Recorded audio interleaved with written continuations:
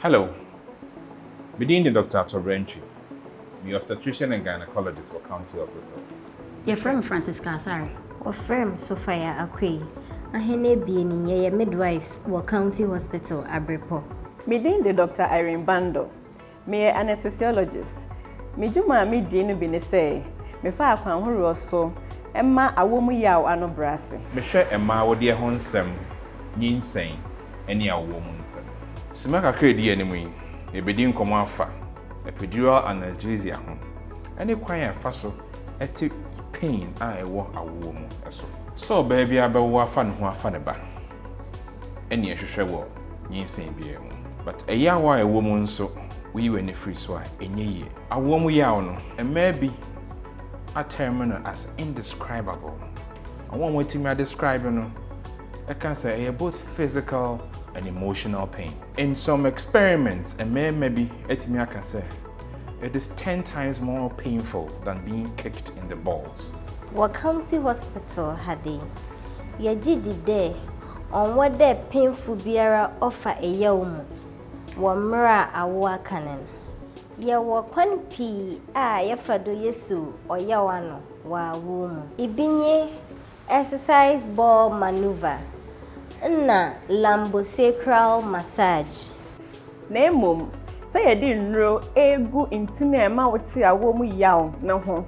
Ye broni friend original anesthesia epidural ka ho no.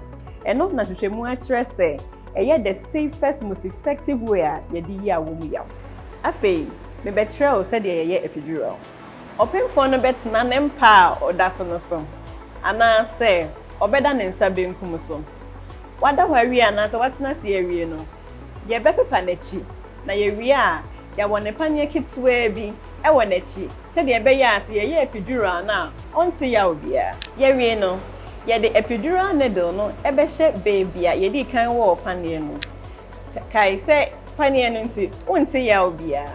Ye drew epidural space ni we a afi ye de ahoma kitwe bi be hye wachi said ye be ya ye de aduro ni be fam akogu epidural space ho eduro a ye de gu epidural num no e ye duro broni friend no local anesthetic say ye de gu mu we a free simadu kosi sima aduro no ntem no afi obete say yaw na wote no nyina ano abrase brano ye de aduro befa epidural catheter no mu ama ho se de be ya awo no mu nyina onte ya obia ye wie no ye be monitor maame no na koma se de esi bofa ne blood pressure and the oxygen level afen so ye be hwe akola no so akoma free time a ya ma epidural no kosi time a maame no be wo afa ne ho ene ne ba maame no wo wie a afei ye be yi epidural catheter no ansa na wakohwie abade sini ye epidural.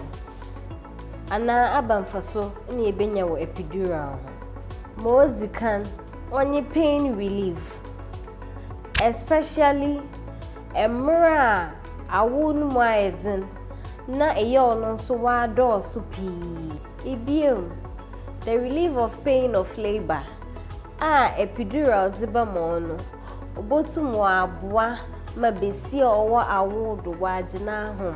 Ahomjin botum waye mfaso da mama men ne ban wo mra awo no kwan wawar na eyo no so waye dzin Atesem ene nema bi a ema bi show say ewo epidural analgesia ho ebi ne say abribia epidural analgesia no kowie operation awo we ya atesem a hwehwemu bia engine to mu impo hwehwemu bi kire say epidural to mitigate the risk of operation also. Epidural betimi ha abofran enye no kre. Say trained professional and eyamawa generally e safe ema maame ne akra no. E ha koto ebi epidural mo ebi ni say obi betimi akofom, betimi ayeshi. Nanso professional midwives at County Hospital proper monitoring na ye be yenti no. Eya na sa risk no e very low. Atesem no bi ni say awa kan wo your report bi nkwa betama epidural nanso entisa awona kan no efiri na hyase kopum na wieye ebetim de epidural na ma abribia ehu behia se ebehu se oba bia awoda hronko de be ya mame no enye ma wo ɛno nti na ɛwɔ sɛ wo healthcare professional ɛbɛdi nkɔmmɔ na ho deɛ ɛbɛboa wo. Over County Hospital specialist obstetricians and anesthesiologists are more experienced and epidural services more adwuma. So, why choose County Hospital? Well, County Hospital yes, one but there it been a smooth and comfortable delivery experience. With the option there, Ibo choose between a private ward and a regular labor ward. Young nurses, doctors, and our midwives will be true to come. Here, our team of experts will be with you every step of the way to help you, give you the support to make the right choices for your labor and delivery.